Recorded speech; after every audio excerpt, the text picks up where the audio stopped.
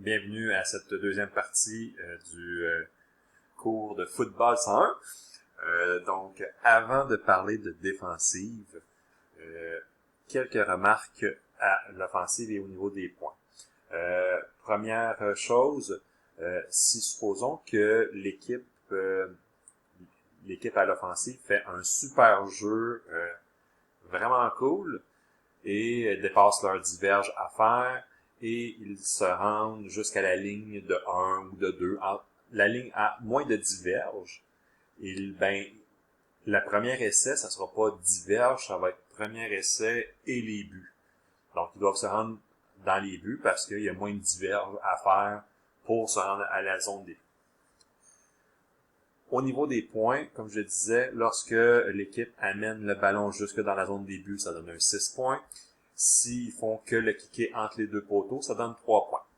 Lorsque l'équipe apporte le ballon jusque dans la zone des buts, ça leur donne le fameux 6 points, mais ils ont après ça une transformation obligatoire.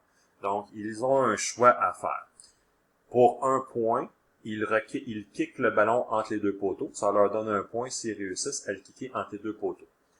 Pour 2 points, avec une seule chance, c'est de se placer devant la porte des buts et de faire un jeu, un nouveau toucher, d'amener le ballon dans la zone des buts une deuxième fois consécutive pour ajouter 2 points aux fameux 6 points qu'ils viennent de faire.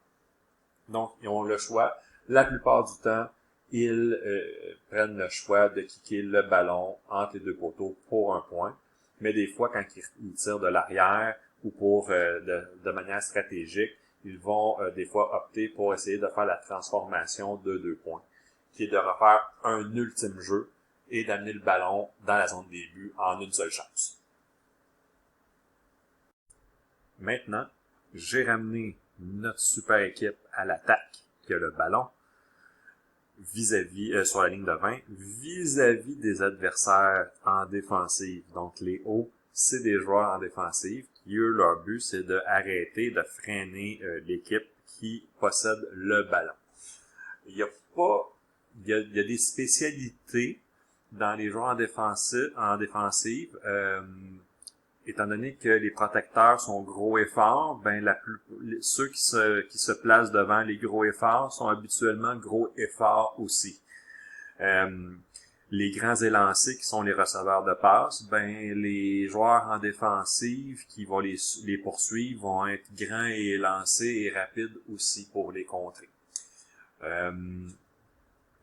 On voit ici, là, étant donné que le corps arrière est un porteur de ballon, il y a 2 joueurs qui ils décident peut-être de surveiller le corps arrière ou le porteur de ballon, ou juste de se placer comme des maraudeurs pour venir aider d'autres joueurs en défensive. S'ils réussissent à lire qu'est-ce que le corps arrière va faire, il va pouvoir aller dans la zone défensive pour anticiper le jeu.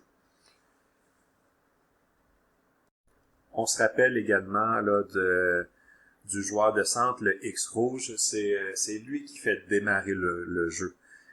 Comme je disais dans l'autre vidéo, il a le ballon, il est à terre, le ballon est à terre, il le tient, et dès qu'il va le lever, c'est là que le jeu démarre. Donc c'est à ce moment-là, dès que le ballon il lève, que les joueurs à l'attaque peuvent commencer à bouger pour aller dans la zone d'attaque, et c'est là aussi que les joueurs en défensive peuvent commencer à essayer de traverser la fameuse ligne qui est ici là, pour aller vers le corps arrière. Donc, tant qu'il n'a pas levé le ballon, chaque équipe doit rester de l'autre bord de la ligne. Maintenant, les affaires, le fun pour les joueurs en défensive. Premièrement, le sac du corps. Donc, dans la première vidéo, je vous ai parlé que cette gang-là, les X, c'était les protecteurs du corps arrière qui faisaient un bouclier pour empêcher eux de courir vers le corps arrière pour le mettre à terre. Des fois, ça arrive que eux sont plus forts que l'équipe de protecteurs et il y a un des joueurs, un de la gang qui réussit à se faufiler et le corps arrière, il est en possession du ballon, il n'a pas encore réussi à le remettre à son porteur de ballon ou à faire une passe à un de ses joueurs. Donc, il a le ballon dans ses mains et lui, il arrive et il le met à terre. Ce qui est extrêmement satisfaisant pour le joueur en défensive parce que, supposons qu'ils sont en premier essai diverge, donc pour se rendre à la ligne de 30, et que le corps arrière, il se fait écraser à la ligne de 15, ben, le deuxième essai, ça devient un deuxième essai à partir de la ligne de 15 pour se rendre jusqu'à la ligne de 30.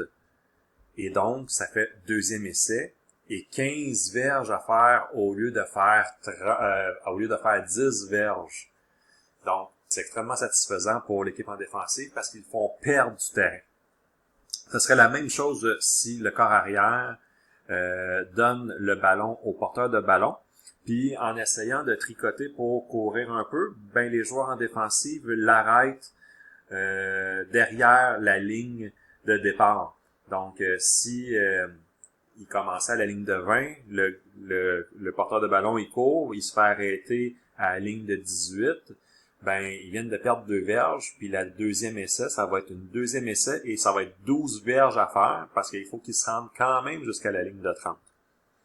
Donc, le sac du corps et aussi arrêter le porteur de ballon avant la ligne de mêlée, la ligne de départ, c'est extrêmement satisfaisant pour l'équipe en défensive, parce que l'équipe à l'offensive est obligée de faire plus de verges avec moins d'essais pour avoir son nouveau premier essai. Évidemment, l'autre truc, le fun pour l'équipe en défensive, ben c'est d'arrêter les joueurs, d'empêcher l'équipe à l'offensive de faire le fameux diverge, de prendre les 3 tentatives, puis que rendu à la 4e tentative, que l'équipe à l'offensive, que le ballon, ben, fait, prend pas de chance, on va leur renvoyer plus loin. Donc ça, c'est aussi extrêmement satisfaisant pour l'équipe en défensive. Autre situation satisfaisante pour l'équipe en défensive, c'est l'interception. Ça arrive lorsque le corps arrière décide de lancer le ballon à un de ses joueurs, receveur de passe, et lancé athlétique et les mains collantes, et que il l'attrape pas. Mais en plus de ça, le joueur en défensive, il était à proximité, puis que c'est lui finalement qui attrape le ballon à la place de son receveur de passe. Donc, le joueur en défensive attrape le ballon, et dès qu'il attrape le ballon, il a le droit de courir vers la zone des buts. Donc, parfois, il attrape le ballon, et là, l'équipe qui est à l'offensive, ben, c'est rendu eux qui deviennent à la défensive instantanément pour pouvoir mettre le joueur à terre. Donc, le joueur en défensive qui intercepte, il essaie de retourner dans la zone des buts, et l'autre équipe essaie de le mettre à terre, et parfois, ben, il l'attrape, puis il est capable de le retourner dans la zone des buts lui-même sur l'interception. Donc, ça, c'est aussi extrêmement satisfaisant pour l'équipe en défensive lorsque ils attrapent la passe de l'équipe adverse, qui fait en sorte que automatiquement, s'ils se rendent pas à la zone des buts, ben ils vont recommencer avec le ballon ou ce qui se sera rendu avant qu'ils se fassent mettre à terre. Une autre chose satisfaisante pour les joueurs qui sont en défensive, c'est lorsque un joueur de l'équipe en attaque a possession du ballon et qu'il l'échappe, avant de se faire mettre à terre, avant que son genou ou son coude touche au sol, le ballon qu'il tient tombe. Il l'échappe. Des fois, lors des collisions avec les joueurs, ça fait sortir le ballon du bras du joueur, faisant en sorte que le ballon se retrouve à terre. Et là, c'est la chasse au ballon. Tout le monde saute sur le ballon, parce que celui qui va terminer avec le ballon sera l'équipe qui va reprendre possession du ballon et qui va recommencer à l'attaque. Donc, Notre équipe à l'offensive ici, supposons que le corps arrière donne le ballon au porteur de ballon, essaie de faire une petite trotte, se fait sauter dessus par plusieurs joueurs en défensive, puis avant qu'il tombe, il échappe le ballon. Et là, tous les joueurs en défensive sautent sur le ballon qui est libre et le récupèrent. Et ils sont touchés par les autres joueurs de l'équipe à l'attaque qui vient les toucher pour s'assurer que le jeu s'arrête là. Parce que comme une interception, s'il y a personne qui les touche, qui les met à terre, ben ils peuvent prendre le ballon puis se rendre jusque dans la zone des buts. Si un des joueurs à l'offensive qui devient à la défensive instantanément touche au joueur qui vient de récupérer le ballon, ben au moins l'équipe va recommencer au ballon à partir de où ce qu'ils l'ont recouvert. Donc c'est une autre situation où ce que la défensive s'amuse grandement. Maintenant, faisons un résumé de la situation. Donc, le match débute par un botté d'envoi d'une équipe qui l'envoie à l'autre équipe. L'équipe se rend le plus loin possible et arrête à un moment.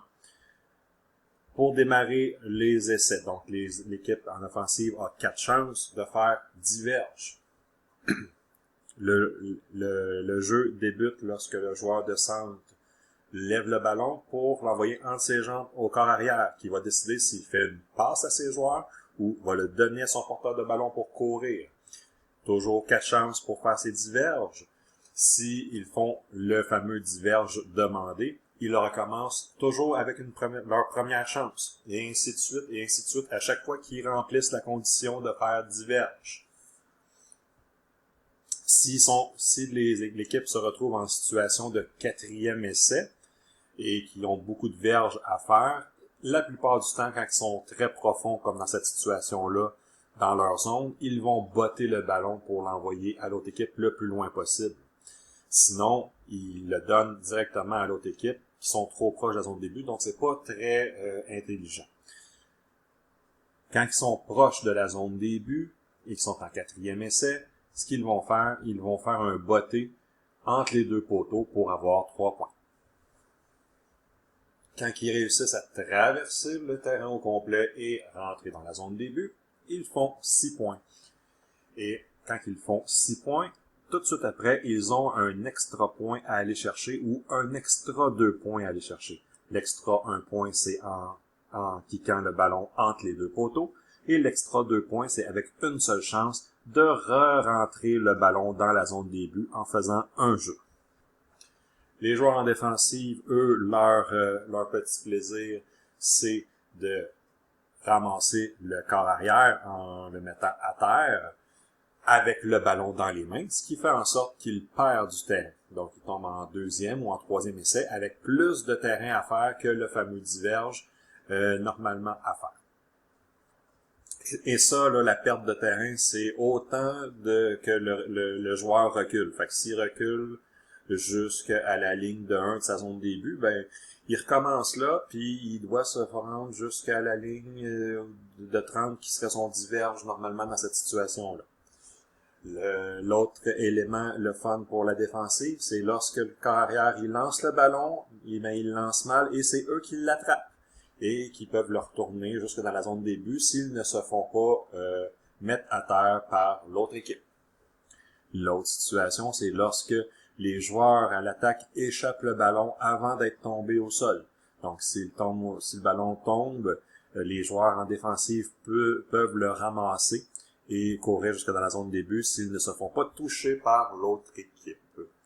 Et en terminant, le but du jeu, c'est de faire le plus de points. À la fin de la partie, l'équipe qui a le plus de points gagne la partie. Donc, en espérant que ça vous a aidé, je vous souhaite un bon football et un bon Super Bowl.